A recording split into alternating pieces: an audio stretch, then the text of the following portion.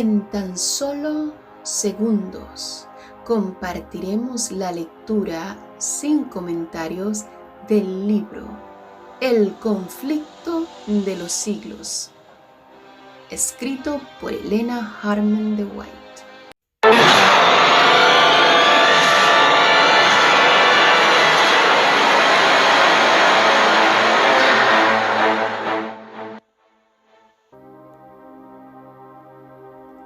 Cuando Jesús reveló a sus discípulos la suerte de Jerusalén y los acontecimientos de la segunda venida, predijo también lo que habría de experimentar su pueblo desde el momento en que Él sería quitado de en medio de ellos, hasta el de su segunda venida en poder y gloria para libertarlos.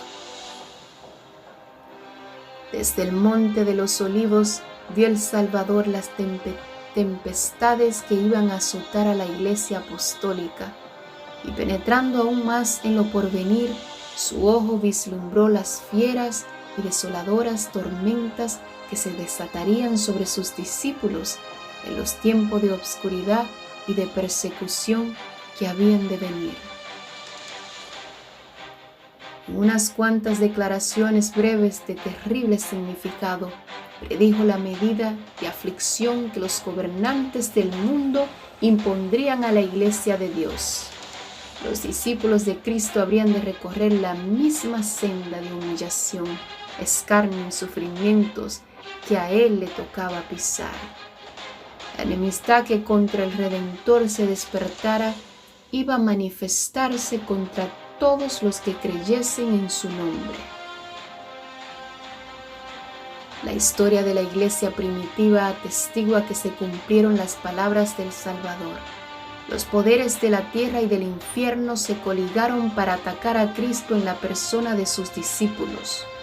El paganismo previo de triunfar el Evangelio, sus templos y sus altares serían derribados, y reunió sus fuerzas para destruir el cristianismo. Encendiéndose el fuego de la persecución, los cristianos fueron despojados de sus posesiones y expulsados de sus hogares. Todos ellos sufrieron gran combate de aflicciones, experimentaron vituperios y azotes, y a más de esto, prisiones y cárceles. Muchos sellaron su testimonio con sangre, nobles y esclavos, ricos y pobres, sabios e ignorantes, todos eran muertos sin misericordia. Estas persecuciones, que empezaron bajo el imperio de Nerón, cerca del tiempo del martirio de San Pablo, continuaron con mayor o menor furia por varios siglos. Los cristianos eran inculpados calumniosamente de los más espantosos crímenes y eran señalados como la causa de las mayores calamidades, hambres, pestes y terremotos.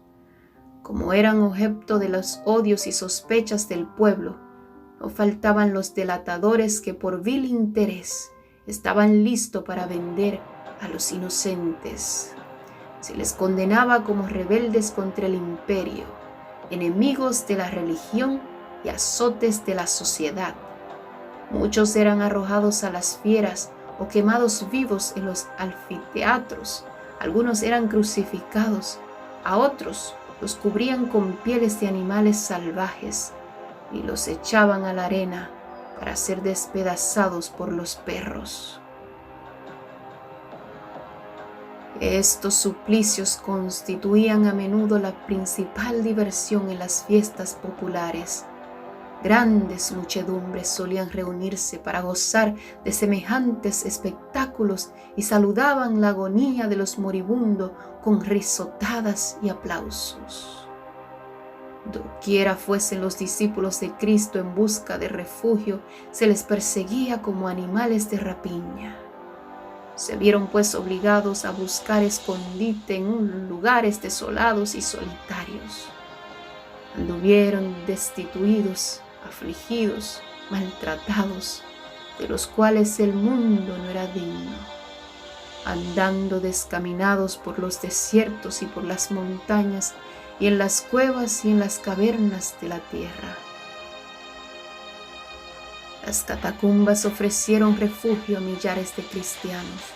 Debajo de los cerros, en las afueras de la ciudad de Roma, se habían cavado a través de tierra y piedra largas galerías subterráneas, cuya oscura e intrincada red se extendía leguas más allá de los muros de la ciudad. En estos retiros, los discípulos de Cristo sepultaban a sus muertos y hallaban hogar cuando se sospechaba de ellos y se les proscribía. Cuando el dispensador de la vida despierte a los que pelearon la buena batalla, muchos mártires de la fe de Cristo se levantarán de entre aquellas cavernas tenebrosas. En las persecuciones más encarnizadas, estos testigos de Jesús conservaron su fe sin mancha, a pesar de verse privados de toda comodidad y aún de la luz del sol mientras moraban en el oscuro pero benigno seno de la tierra. No profirieron quejas. Con palabras de fe, paciencia y esperanza se animaban unos a otros para soportar la privación y la desgracia. La pérdida de todas las bendiciones temporales no pudo obligarlos a renunciar a su fe en Cristo. Las pruebas y las persecuciones no eran sino peldaños que los acercaban más al descanso y a la recompensa.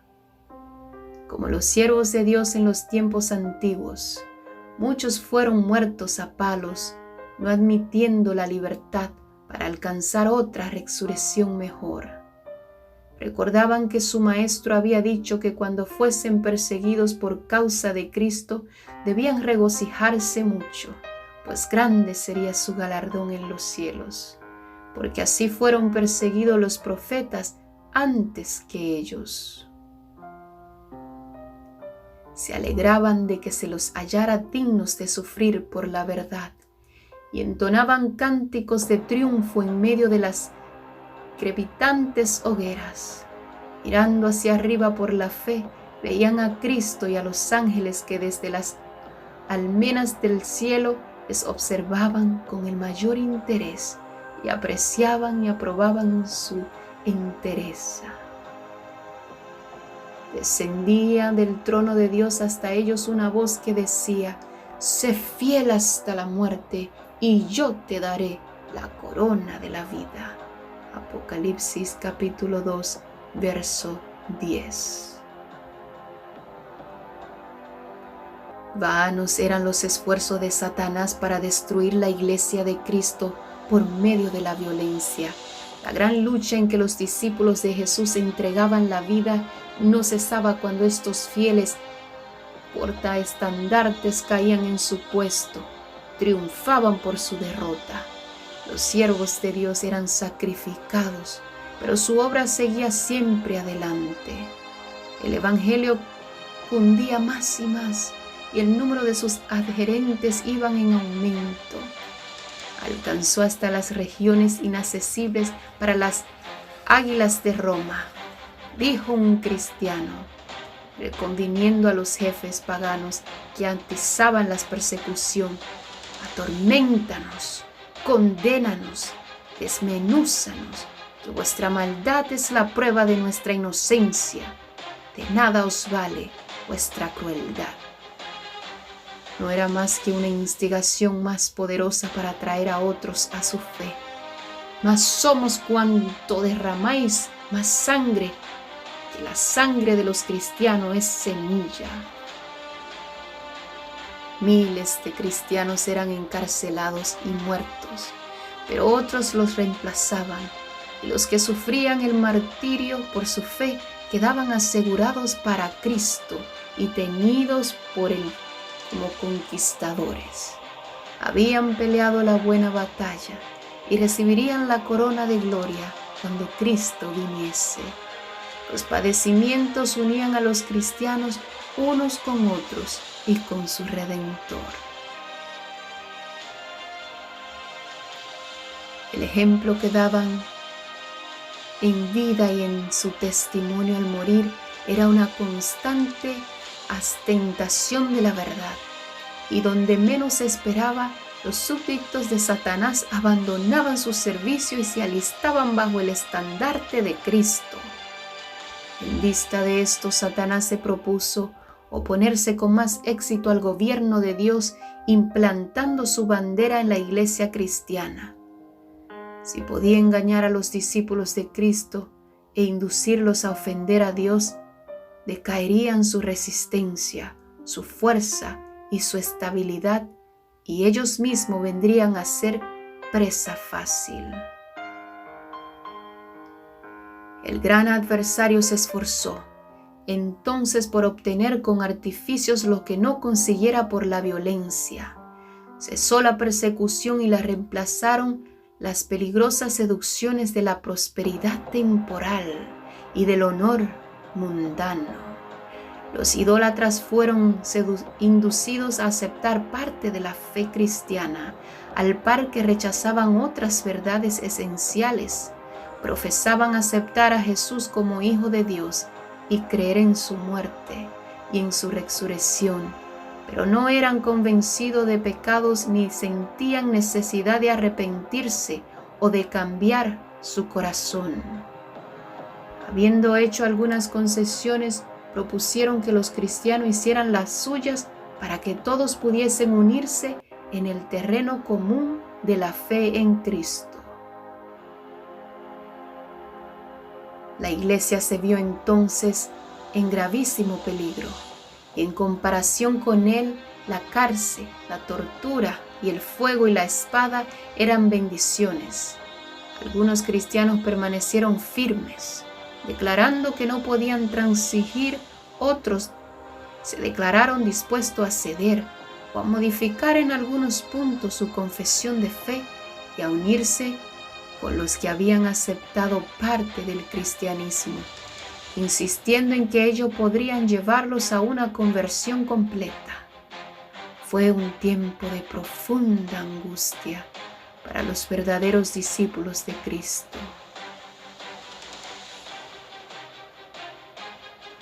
Bajo el mandato de un cristianismo falso, Satanás se introducía en la iglesia para corromper la fe de los creyentes y apartarlos de la palabra de verdad.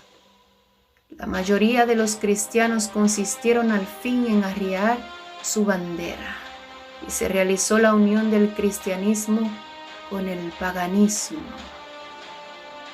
Aunque los adoradores de los ídolos profesaban haberse convertido y unido con la iglesia, seguían aferrándose a su idolatría y solo habían cambiado los objetos de su culto por imágenes de Jesús y hasta de María y de los santos.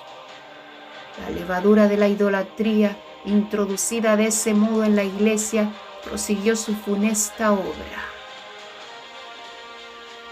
Doctrinas falsas, ritos supersticiosos y ceremonias idolátricas se incorporaron en la fe y en el culto cristiano. Al unirse los discípulos de Cristo con los idólatras, la religión cristiana se corrompió y la iglesia perdió su pureza y su fuerza.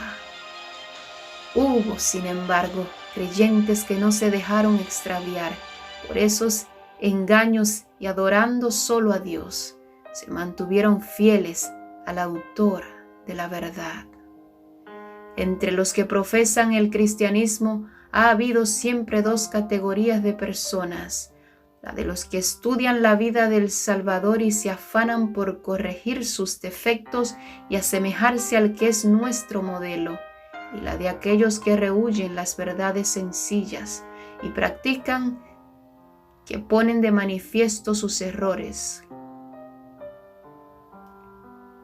Aún en sus mejores tiempos, la iglesia no contó exclusivamente con fieles verdaderos, puros y sinceros. Nuestro Salvador enseñó que no se debe recibir en la iglesia a los que pecan voluntariamente. No obstante, unió consigo mismo a hombres de carácter defectuoso y les concedió el beneficio de sus enseñanzas y de su ejemplo, para que tuviesen oportunidad de ver sus faltas y enmendarlas. Entre los 12 apóstoles hubo un traidor. Judas fue aceptado no a causa de los defectos de su carácter, sino a pesar de ellos. Estuvo unido con los discípulos para que, por la instrucción y el ejemplo de Cristo, aprendiese lo que constituye el carácter cristiano y así pudiese ver sus errores, arrepentirse y con la ayuda de la gracia divina purificar su alma obedeciendo a la verdad. Pero Judas no anduvo en aquella luz que tan misericordiosamente le iluminó. Antes bien, abandonándose al pecado, atrajo las tentaciones de Satanás. Los malos rasgos de su carácter llegaron a predominar. Entregó su mente al dominio de las potestades tenebrosas. Se airó cuando sus faltas fueron reprendidas y fue inducido a cometer el espantoso crimen de vender a su maestro. Así también obran todos los que acarician el mal, mientras hacen profesión de piedad y aborrecen a quienes les perturban la paz, condenando su vida de pecado. Como Judas, en cuanto se le presente la oportunidad, traicionarán a los que podrán, a los que para su bien les han amonestado. Los apóstoles se opusieron a los miembros de la iglesia que, mientras profesaban tener piedad, daban secretamente cabida a la iniquidad. Ananías y Zafira fueron engañadores que pretendían hacer un sacrificio completo delante de Dios, cuando en realidad guardaban para sí con avaricia parte de la ofrenda. El Espíritu de verdad reveló a los apóstoles el carácter verdadero de aquellos engañadores, y el juicio de Dios libró a la iglesia de aquella inmunda mancha que empañaba su pureza. Esta señal evidente del discernimiento del Espíritu de Cristo en los asuntos de la iglesia llenó de terror a los hipócritas y a los obradores de maldad. No podían estos seguir unidos a los que eran, en hábitos y en disposición, fieles representantes de Cristo, y cuando las pruebas y la persecución vinieron sobre estos, solos los que estaban resueltos a abandonarlo todo por amor a la verdad quisieron ser discípulos de Cristo.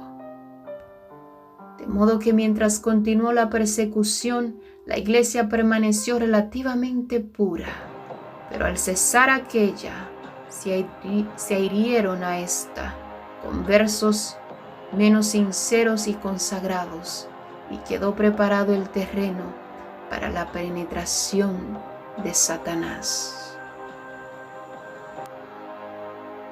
Pero no hay unión entre el príncipe de la luz y el príncipe de las tinieblas, ni puede haberla entre los adherentes del uno y los del otro. Cuando los cristianos consistieron en unirse con los paganos que solo se habían convertido a medias, entraron por una senda que les apartó más y más de la verdad. Satanás se alegró mucho de haber logrado engañar a tan crecido número de discípulos de Cristo. Luego ejerció aún más su poder sobre ellos y los indujo a perseguir a los que permanecían fieles a Dios. Los que habían sido una vez defensores de la fe cristiana eran los que mejor sabían cómo combatirla. Y estos cristianos apóstatas, junto con sus compañeros semipaganos, dirigieron sus ataques contra los puntos más esenciales de las doctrinas de Cristo. Fue necesario sostener una lucha desesperada por parte de los que deseaban ser fieles y firmes contra los engaños y las abominaciones que, envueltos en las vestiduras sacerdotales, se introducían en la iglesia. la Biblia no fue aceptada como regla de fe. A la doctrina de la libertad religiosa se la llamó herejía, y sus sostenedores fueron aborrecidos y proscritos. Tras largo y tenaz conflicto, los pocos que permanecían fieles resolvieron romper toda unión con la iglesia apóstata, si ésta rehusaba aún desechar la falsedad y la doctrina y la idolatría. Y es que vieron que dicho rompimiento era de todo punto necesario si querían obedecer la palabra de Dios. No se atrevían a tolerar errores fatales para sus propias almas y dar así un ejemplo que ponía en peligro la fe de sus hijos y la de los hijos de sus hijos. Para asegurar la paz y la unidad, estaban dispuestos a cualquier concesión que no contrariase su fidelidad a Dios, pero les parecía que sacrificar un principio por amor a la paz era pagar un precio demasiado alto. Si no se podía asegurar la unidad sin comprometer la verdad y la justicia, más valía que siguiesen las diferencias y aún la guerra. Bueno sería para la iglesia y para el mundo que los principios que aquellas almas vigorosas sostuvieron revivieran hoy en los corazones de los profesos hijos de Dios. Nótase hoy una alarmante indiferencia respecto de las doctrinas que son como las columnas de la fe cristiana. Está ganando más y más terreno la opinión de que, al fin y al cabo, dichas doctrinas no son de vital importancia. Semejante degeneración del pensamiento fortalece las manos de los agentes de Satanás. De modo que las falsas teorías y los fatales engaños que en otros tiempos eran rebatidos por los fieles que exponían la vida para resistirlos, encuentran ahora aceptación por parte de miles y miles que declaran ser discípulos de Cristo. No hay duda de que los cristianos primitivos fueron un pueblo peculiar. Su conducta intachable y su fe inquebrantable constituía un reproche continuo que turbaba la paz del pecador. Aunque pocos en número, escasos de bienes, sin posición ni títulos honoríficos, aterrorizaban a los obradores de maldad, doquiera que fueran conocidos su carácter y sus doctrinas. Por eso los odiaban los impíos, como Abel fue aborrecido por el impío Caín. Por el mismo motivo que tuvo Caín para matar a Abel, los que procuraban librarse de la influencia refrenadora del Espíritu Santo daban muerte a los hijos de Dios.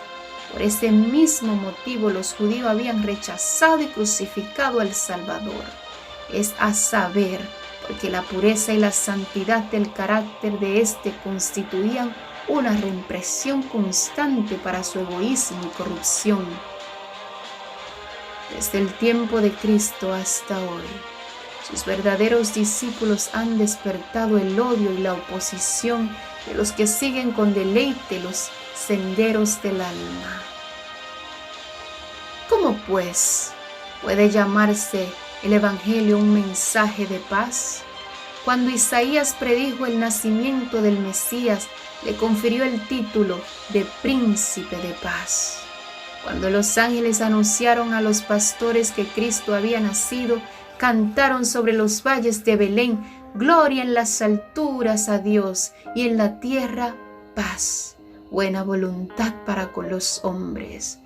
Lucas capítulo 2, verso 14. Hay contradicción aparente entre estas declaraciones proféticas y las palabras de Cristo. No vine a traer paz, sino espada. Mateo capítulo 10, verso 34. Pero si se las entiende correctamente, se nota armonía perfecta entre ellas. El Evangelio es un mensaje de paz. El cristianismo es un sistema que, de ser recibido y practicado, derramaría paz, armonía y dicha por toda la tierra. La religión de Cristo uniría en estrecha fraternidad a todos los que acepten sus enseñanzas. La misión de Jesús consistió en reconciliar a los hombres con Dios y así a unos con otros. Pero el mundo en su mayoría se halla bajo el dominio de Satanás, el enemigo más encarnizado de Cristo.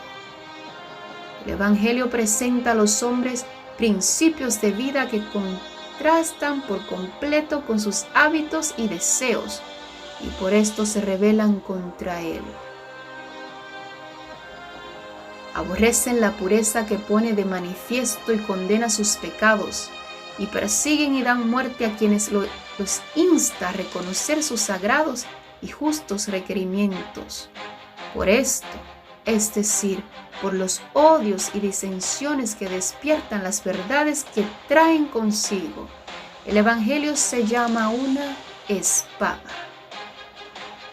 La providencia misteriosa que permite que los justos sufran persecución por parte de los malvados ha sido causa de gran perplejidad para muchos que son débiles en la fe. Hasta los hay que se sienten tentados a abandonar su confianza en Dios porque Él permite que los hombres más viles prosperen, mientras que los mejores y los más puros sean afligidos y atormentados por el cruel poderío de aquellos. ¿Cómo es posible, dicen ellos, que uno que es todo justicia y misericordia y cuyo poder es infinito, tolere tanta injusticia y opresión? Es una cuestión que no nos incumbe. Dios nos ha dado suficiente evidencia de su amor y no debemos dudar de su bondad, porque no entendamos los actos de su providencia. Previendo las dudas que asaltarían a sus discípulos en días de pruebas y obscuridad, el Salvador les dijo: acordaos de la palabra que yo os he dicho. ¿No es el siervo mayor que su Señor? Si a mí me han perseguido, también a vosotros perseguirán. Juan capítulo 15, verso 20. Jesús sufrió por nosotros, más de lo que cualquiera de sus discípulos pueda sufrir al ser víctima de la crueldad de los malvados. Los que son llamados a sufrir la tortura y el martirio no hacen más que seguir las huellas del amado Hijo de Dios. El Señor no tarda su promesa. Segunda de Pedro capítulo 3, verso 9. Él no se olvida de sus hijos ni los abandona, pero permite a los malvados que pongan de manifiesto su verdadero carácter para que ninguno de los que quieran hacer la voluntad de Dios sean engañados con respecto a ellos. Además, los rectos pasan por el horno de la aflicción para ser purificados y para que por su ejemplo otros queden convencidos de que la fe y la santidad son realidades, y finalmente para que su conducta intachable condene a los impíos y a los incrédulos. Dios permite que los malvados prosperen y manifiesten su enemistad contra Él, para que cuando hayan llenado la medida de su iniquidad, todos puedan ver la justicia y la misericordia de Dios en la completa destrucción de aquellos. Pronto llega el día de la venganza del Señor, cuando todos los que hayan transgredido su ley y oprimido a su pueblo recibirán la justa recompensa de sus actos, cuando todo acto de crueldad o de injusticia contra los fieles de Dios será castigado como si hubiera sido hecho contra Cristo mismo. Otro asunto hay de más importancia aún, que debería llamar la atención de las iglesias en el día de hoy. El apóstol Pablo declara que todos los que quieren vivir piamente en Cristo Jesús padecerán persecución. Segunda de Timoteo capítulo 3, verso 12. ¿Por qué entonces parece adormecida la persecución en nuestros días? El único motivo es que la Iglesia se ha conformado a las reglas del mundo y por lo tanto no despierta oposición. La religión que se profesa hoy no tiene el carácter puro y santo que distinguiera la fe cristiana en los días de Cristo y sus apóstoles. Si el cristianismo es aparentemente tan popular en el mundo, ello se debe tan solo al espíritu de transigencia con que el pecado, a que las grandes verdades de la palabra de Dios son miradas con indiferencia y a la poca piedad vital que hay en la Iglesia. Revivan la fe y el poder de la Iglesia primitiva, y el espíritu de persecución revivirá también, y el fuego de la persecución volverá a encenderse.